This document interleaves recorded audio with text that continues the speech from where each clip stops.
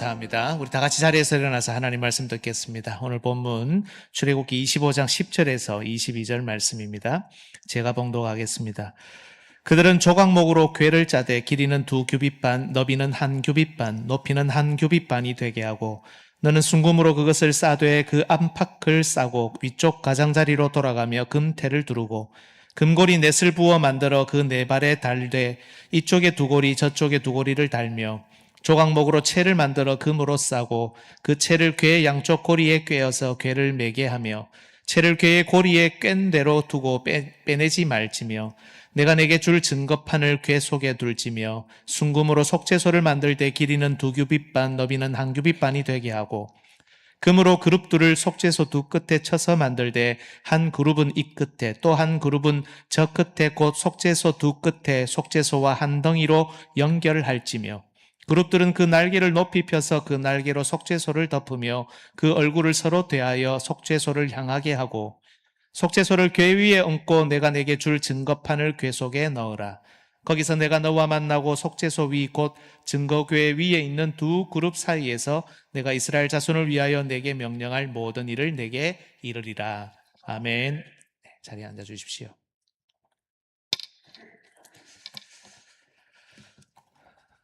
예, 오늘 본문은 여러분 우리에게 성막 제일 안쪽 그리고 그 지성소 안에 있는 언약궤를 우리에게 보여줍니다. 하나님께서는 출애굽한 이스라엘 백성에게 성막을 만들라고 지시하시면서 가장 먼저 언약궤의 설계도를 알려주십니다. 오늘 본문 마지막 절 22절을 보면 거기서 내가 너와 만나고 하나님께서는 성막을 통해 애굽에서 구해내신 이스라엘 백성과 깊이 교제하기를 원하셨습니다. 특히 언약궤를 통해 이 교제가 무엇에 기초하는지를 보여주셨습니다. 여러분, 언약궤는 어떤 모습이었을까요? 언약궤는 본문에 따르면 크게 세 부분으로 나뉩니다. 10절부터 16절까지는 제일 밑에 있는 언약궤 본체를 설명하죠.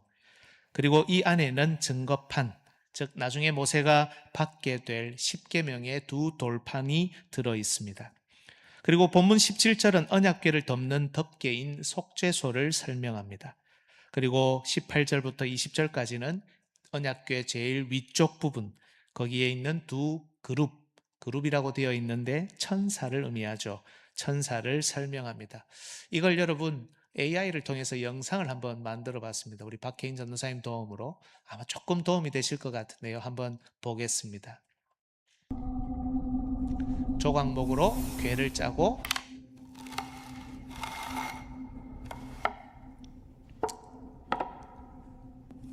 금으로 전체를 싸고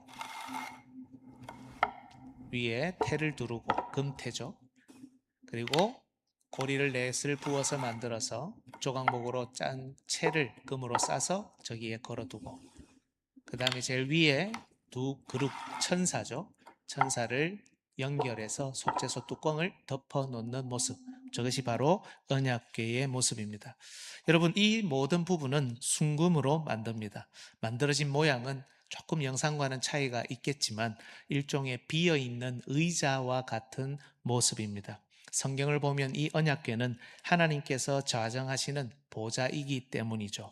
하나님께서는 성막의 기물 중에 가장 먼저 언약궤를 언급하시면서 그들이 성막을 대할 때 무엇을 먼저 생각해야 하는지 알려주셨습니다. 오늘 설교를 통해 하나님께서 우리에게 원하시는 교제가 어떤 것인지를 살피며 하나님의 마음을 깨닫는 저와 여러분이 되시기를 예수님의 이름으로 축복합니다. 오늘 설교의 주제를 한번 같이 읽어보겠습니다. 시작. 우리는 하나님의 통치하시는 보좌를 간절히 사모해야 합니다. 하나님의 보좌를 우리가 사모해야 되는 이유가 무엇입니까? 첫 번째, 거기에는 날개편 두 천사가 있기 때문입니다. 두 번째, 그곳에는 속죄소가 있기 때문입니다. 세 번째, 그곳에는 증거판이 있기 때문입니다. 이 순서로 하나님의 말씀을 전하겠습니다. 첫 번째는 날개편 두 천사입니다.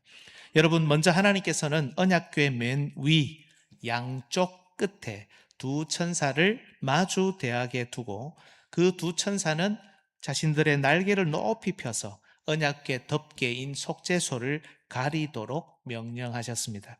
날개를 높이 편 두 천사, 여러분 무엇을 의미할까요? 여러분 이것은 먼저 이스라엘의 왕이신 하나님의 통치를 보여줍니다. 순금을 쳐서 만든 두 천사는 하나님의 보좌 좌우편에서 하나님을 호위하며 그 위엄과 권세를 드러내기 때문입니다. 그래서 성경을 보면 왕이신 하나님께서 통치하시고 다스리시는 것을 표현할 때 두 그룹 사이에 좌정하신, 앉으신 의자라는 뜻이죠. 좌정하신 것으로 표현합니다. 시편 80편 1절을 보십시오. 요셉을 양떼같이 인도하시는 이스라엘의 목자여 귀를 기울이소서. 그룹 사이에 좌정하신 이여 빛을 비추소서. 시편 99편 1절도 있습니다. 여호와께서 다스리시니, 한번 잘 보십시오. 여호와께서 다스리시니 만민이 떨 것이요 여호와께서 그룹 사이에 좌정하시니. 이게 똑같이 연결이 되죠. 앞에 다스리신다는 내용이 그룹 사이에 좌정하신다는 뜻이라는 다른 표현법입니다. 땅이 흔들릴 것이로다. 여러분 두 천사는 하나님 보좌 양쪽에서 그분을 호위하고 받들 때 특히 머리를 숙여 하나님의 통치에 순복하는 모습으로 만들어졌습니다. 이를 통해 언약궤는 먼저 이스라엘이 하나님의 통치 안으로, 통치 아래로 들어와야 된다는 초청을 하고 있는 겁니다. 그런데 여러분, 이 천사들이 왜 날개를 높이 펴서 아래까지 드러내리고 있습니까? 여러 의미가 있을 수 있지만 이 모습은 하나님께서 이스라엘을 안전하게 보호하시고 인도하신다는 의미를 강하게 드러냅니다. 여러분, 언약궤는 하나님의 보좌죠. 의자입니다. 그러나 우리가 잘 아는 대로 이 언약궤는 움직입니다. 이스라엘이 광야길을 걸어갈 때 이 여호와의 보좌는 언제나 먼저 앞서 가며 이것은 하나님께서 그들 앞서 행하시는 것을 상징합니다. 특히 성경을 보면 천사는 하나님께서 타고 날아다니시는 일종의 전용 비행기 혹은 전용 전차처럼 묘사됩니다. 시편 18편 10절 그룹을 타고 나르시며 바람 날개로 높이 뜨셨도다. 여러분 이 시편에 표현하는 방식 아시겠죠? 앞에 나왔던 구를 다르게 표현해서 또 한 번 더 언급합니다. 그룹과 바람 날개, 천사와 바람 날개는 같은 대상이라는 겁니다. 천사, 바람 날개 이런 것만 있는 것이 아니고 그 다음에 시편 104편 3절 4절도 보십시오. 물에 자기 누각에 들보를 얹으시며 구름으로 자기 수레를 삼으시고 그죠?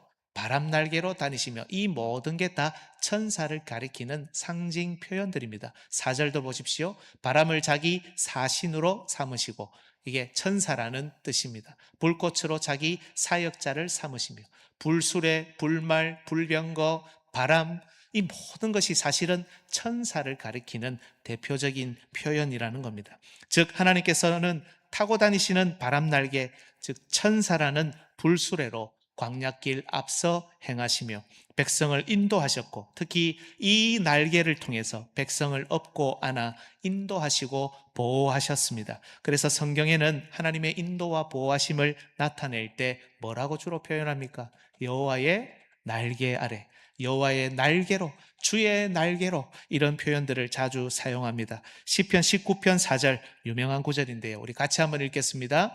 시편 19편 4절 제가 읽겠습니다. 내가 애국 사람에게 어떻게 행하였음과 내가 어떻게 독수리 날개로 너희를 업어 내게로 인도하였음을 너희가 보았느니라. 시편 17편 8절도 있죠.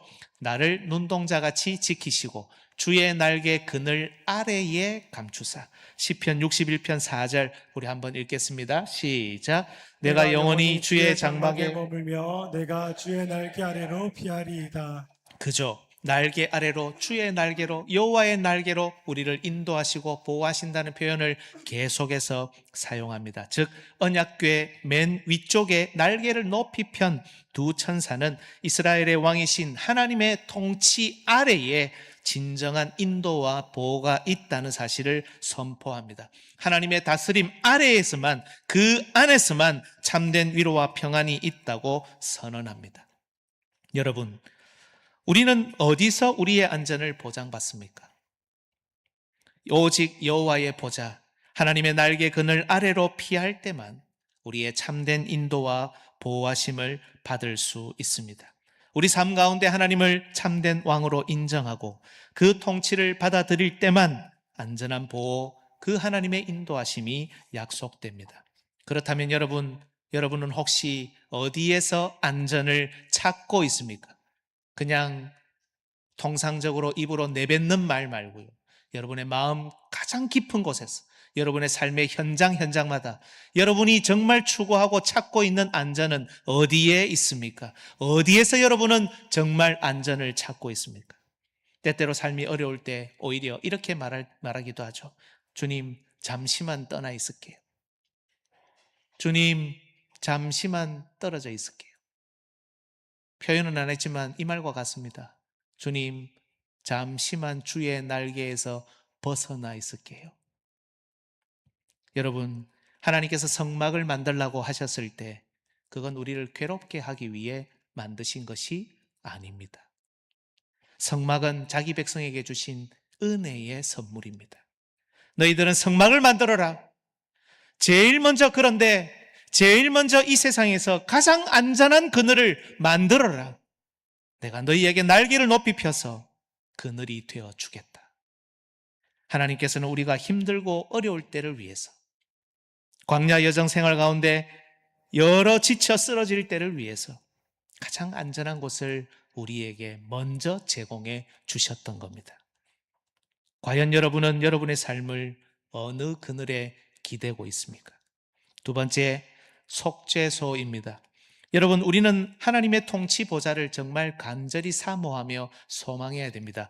이유가 무엇입니까? 그곳에는 바로 속죄소가 있기 때문입니다. 여러분, 언약궤 맨 위쪽 날개를 높이 편 두 천사 아래에는 앞서 우리가 영상을 보셨지만 언약궤 덮개가 있습니다. 이 덮개는 언약궤 속을 들여다보지 못하도록 언약궤 본체 위에 올려놓은 일종의 뚜껑입니다. 그런데 하나님께서 이것을 뚜껑이라고 하지 않으시고 뭐라고 이름 붙이셨습니까? 속죄소라고 붙이셨습니다. 특히 본문 19절을 보면 이 속죄소는 그 위에 두 천사와 한 덩어리로 연결되어 있습니다.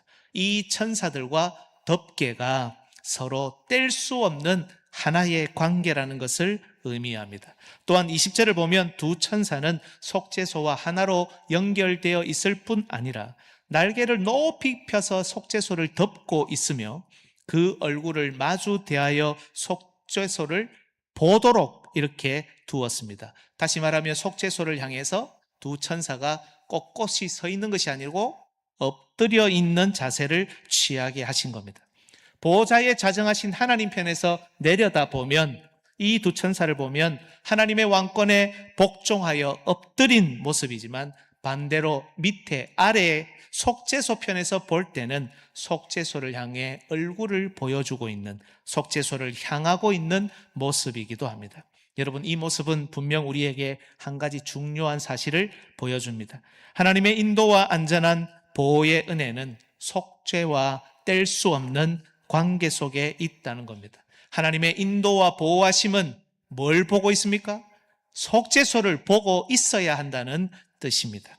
우리가 앞서 시편에서 살폈던 대로 여호와의 날개 아래라는 표현이 들어가 있는 구절들은 모두 성전을 보여줍니다. 배경으로 합니다. 여호와께서 좌정에 계시는 성전이야말로 이 세상의 가장 안전한 곳이라는 뜻입니다. 그렇지 않습니까?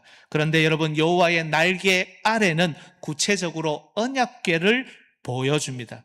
여호와의 두 천사가 날개를 펴고 있는 바로 그곳, 여호와의 언약궤로 피할 때 참된 인도와 안전이 보장된다는 것입니다. 하지만 여러분, 우리는 여기서 한 단계 더 구체적으로 나아가야 됩니다. 바로 그곳은 날개 아래 언약궤의 뚜껑, 바로 속죄소라는 것입니다. 왜 이곳이 속죄소라고 불립니까? 이곳은 짐승의 피가 뿌려지는 자리이기 때문입니다. 이곳은 1년에 단 하루, 이스라엘 달력으로 7월 10일 대속죄일에 온 이스라엘을 대표한 대제사장이 짐승의 피를 속죄소 위와 앞에 뿌려서 온 백성의 죄를 대속하는 자리이기 때문입니다. 죄를 씻는 자리이고 죄 사함의 은총이 시작되는 장소가 바로 속죄소입니다.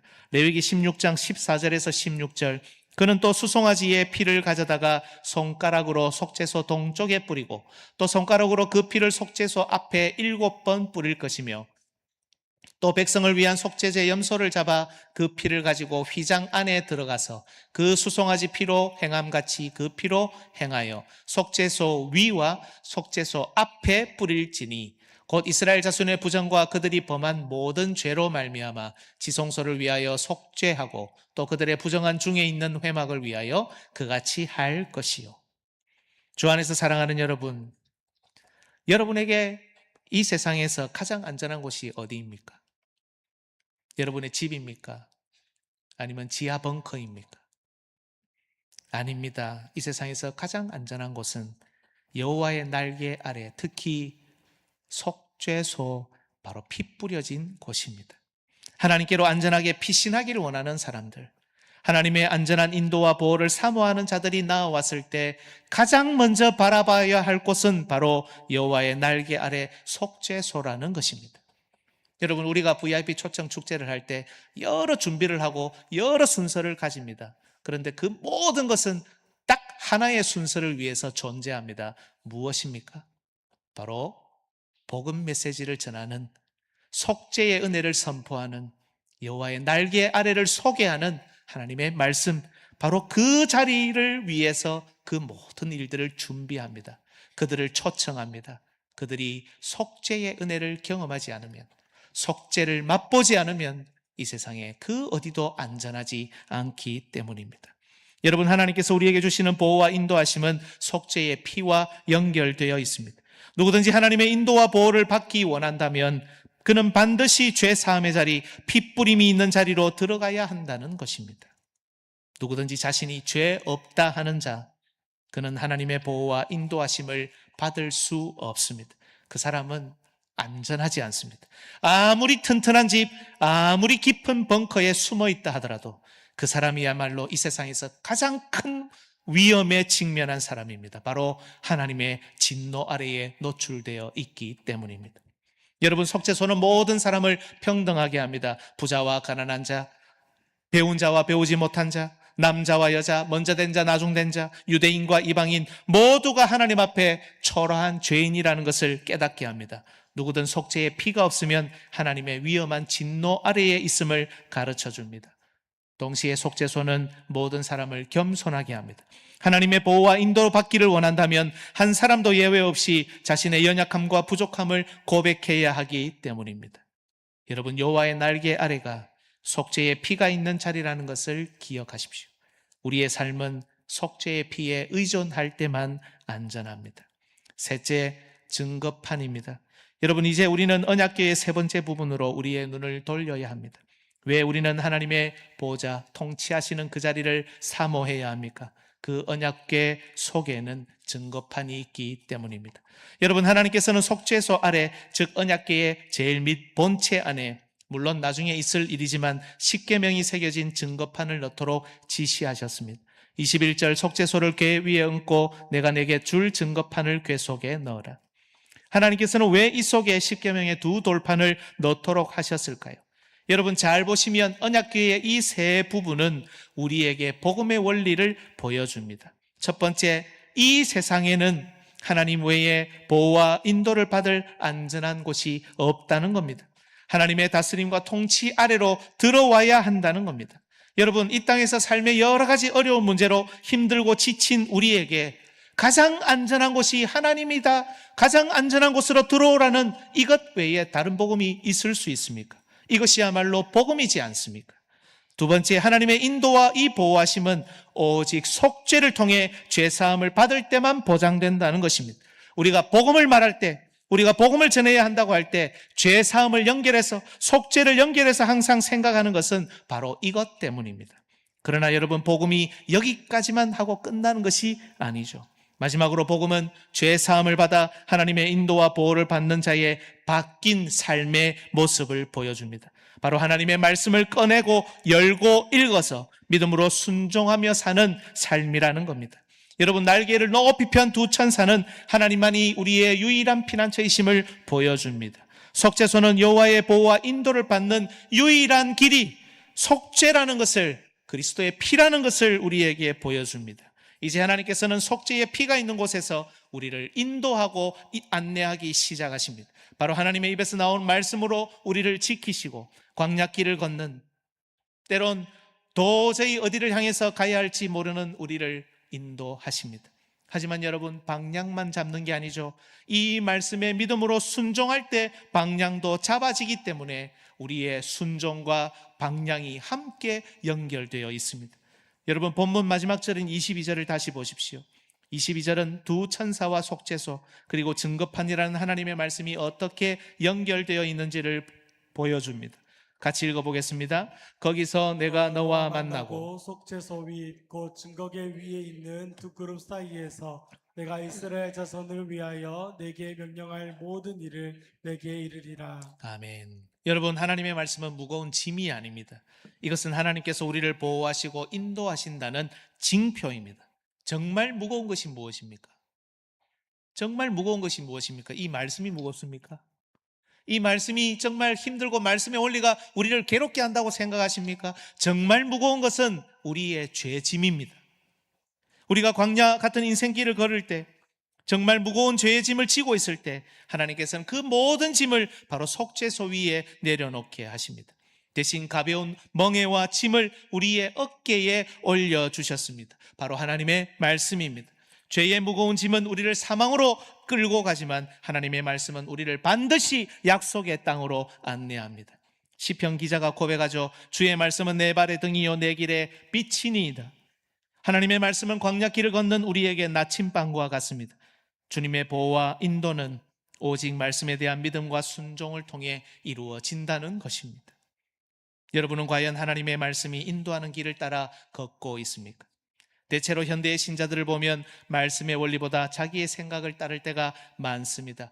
나는 아니라고 합니다. 다른 사람이 그렇다고 합니다. 그러나 우리의 모습을 가만히 들여다보면 우리도 예외가 아닙니다. 하나님의 말씀의 원리보다 내 생각을 따를 때가 많지 않습니까? 아무리 말씀의 원리를 이야기해도 자기 생각, 자기 감정, 자기의 상황을 더 먼저 고려합니다. 하나님의 보호와 인도하심은 간절히 소망한다. 하나님 보여주십시오. 나를 인도해 주십시오. 나를 보호해 주십시오라고 하면서도 그 죄의 짐을, 그 무거운 짐을 끊어내지 못합니다. 신앙의 방황이 찾아옵니다. 또 찾아옵니다. 지난번에 찾아와서 해결했는데 또 찾아옵니다. 인생의 방황도 찾아옵니다. 답을 알고 답을 찾을 방법도 알지만 나침반을 잃은 배처럼 표류하는 것이 우리 인생입니다. 나침반을 전혀 들여다보지 못하는 것이 우리 인생들 아닙니까? 과연 우리는 어떻습니까? 속죄의 은혜를 받았음에도 그 속에 들어있는 증거판을 왜 우리는 들여다보지 못합니까? 하나님의 선명한 인도하심을 이런저런 이유로 왜 받지 않느냐는 겁니다. 주 안에서 사랑하는 여러분, 오늘 하나님께서 이스라엘에게 언약궤를 비롯한 성막을 만들라고 하신 시점이 언제입니까? 이스라엘은 지금 광야에 있습니다. 애굽에서 탈출했지만 지금 그들은 고난 가운데 있습니다. 출애굽한 지 얼마 지나지 않아 이미 그들은 배고픔을 경험했습니다. 목마름도 경험했습니다. 광야 생활은 정말 지친 일상이었습니다. 아니, 지칠 수밖에 없는 그런 고난의 연속이었습니다. 그래서 그들의 입에는 원망과 불평이 끊임없이 흘러나왔습니다. 하지만 바로 그때 하나님께서는 그들에게 성막을 만들게 하셨습니다. 그 중에서도 가장 먼저 이 언약궤를 보여주셨습니다. 비록 그들이 광야 생활이라는 고난의 길 가운데 있다 할지라도 그들이 여호와의 날개 아래에 있기만 하면, 속죄의 은총을 의지하기만 하면, 그분의 말씀을 따라 순종하며 길을 걷기만 하면 바로 속죄소 위 곧 증거가 위에 있는 두 그룹 사이에서 자정하신 하나님께서 그들을 안전하게 보호하시고 인도하실 것이기 때문입니다. 주 안에서 사랑하는 여러분, 하나님이야말로 우리의 가장 안전한 피난처이십니다. 믿으십니까? 하지만 하나님은 우리 인생이 편하고 우리 고난이 없어질 때만 우리의 피난처가 되어주신 것이 아닙니다. 우리가 가장 힘들고 어려운 순간에도, 때론 도저히 한 걸음도 내딛지 못하는 그런 쓰러지려는 순간에도, 이제는 더는 인내할 수 없을 것 같은 그런 순간에도, 어디를 향해 가야 할지 무엇을 해야 할지 도저히 알지 못하는 순간에도 하나님은 우리의 가장 안전한 피난처가 되어 주신다는 것입니다. 바로 그 하나님께서 여호와의 날개 아래 속죄의 피가 뿌려진 곳으로 나온 자들에게 말씀을 열어 순종하게 하시고 인생길의 안내를 도맡아 주신다는 것입니다. 여러분, 전혀 설명하진 않았지만 이 모든 성막의 모습, 언약궤의 모든 구성은 예수 그리스도를 통해 완성되었습니다. 요한복음 20장 11절로 12절 같이 읽습니다. 마리아는 무덤 무덤 밖에 밖에 서서 서서 울고 울고 있더니 있더니 울면서 구부려 무덤 안을 들여다보니 흰옷 입은 두 천사가 예수의 시체 뉘었던 곳에 하나는 머리편에 하나는 발편에 앉았더라. 우리 주님께서 부활하신 날 새벽 무덤으로 찾아간 마리아는 그곳에 있어야 할 주님의 시신이 없는 것을 알고 울고 있었습니다. 하지만 울면서 빈 무덤을 들여다보니 희한한 광경이 펼쳐져 있는 겁니다. 흰 옷 입은 두 천사가 예수님 시체에 있던 곳에 하나는 머리편, 다른 하나는 발편에 앉아 있는 모습이었습니다. 이것은 오늘 우리가 살폈던 언약궤를 그대로 보여주는 장면입니다. 예수님이 죽으시고 그 피 뿌리신 몸이 누워 있던 바로 그 무덤이 언약궤가 있는 지성소로 바뀌어 있었던 겁니다. 예수님 시체가 누웠던 곳 양편에 있는 두 천사는 언약궤 위에 올려져 있는 두 천사와 같습니다. 예수님 피 흘리신 몸이 누웠던 자리는 짐승의 피가 뿌려진 속죄소의 모습과 같습니다. 이 자리를 찾아와 슬퍼하고 울고 있는, 이제는 어떻게 해야 할지 모르고 자기 인생을 위해 한 발도 내디딜 수 없는 마리아에게 하나님께서는 천사를 통해 복음을 선포하셨습니다. 요한복음 20장 16절 17절 예수께서 마리아야 하시거늘, 마리아가 돌이켜 히브리 말로 라보니 하니 이는 선생님이라는 말이라. 예수께서 이르시되 나를 붙들지 말라. 내가 아직 아버지께로 올라가지 아니하였노라. 너는 내 형제들에게 가서 이르되 내가 내 아버지 곧 너희 아버지 내 하나님 곧 너희 하나님께로 올라간다 하라 하시니, 죄와 사망을 정복하신 예수님께서는 그곳을 생명이 나오는 거룩한 지성소로 바꾸셨습니다. 이제 그리스도께서는 하늘로 올라가 온 우주와 교회를 통치하시며 그리스도의 피 뿌려진 죽으심 아래로 나온 자들에게 말씀으로 보호하시고 생명을 주시며 인도하신다는 것입니다. 여러분, 이 세상에서 가장 안전한 곳, 우리가 반드시 피해야 할 장소는 주 예수 그리스도께서 속죄의 피를 뿌리신 곳입니다. 그리고 바로 그곳에서만, 그 자리에 엎드려 겸손히 하나님의 인도하심과 보호하심을 간절히 소망하는 자들에게 하나님의 말씀이 주어집니다. 여러분, 고난의 광야를 벗어난 후에 그리스도에게 나오시려고 하면 안 됩니다. 무시무시한 죽음의 그늘이 벗어난 다음에, 내 문제가 다 해결된 다음에, 내 마음이 진정된 다음에 하나님 앞에로 나오겠다는 마음을 먹어서는 안 됩니다. 여러분의 삶의 현장, 바로 그 고난의 현장, 그 자리에서 예수 그리스도의 이름을 부르십시오. 고난받는 그대로, 연약한 모습 그대로, 지친 모습 그대로 나오셔야 합니다.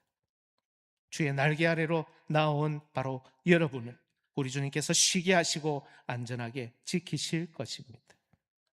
이 은혜가 우리의 남은 삶에 가득하시기를 예수님의 이름으로 축복합니다. 아멘.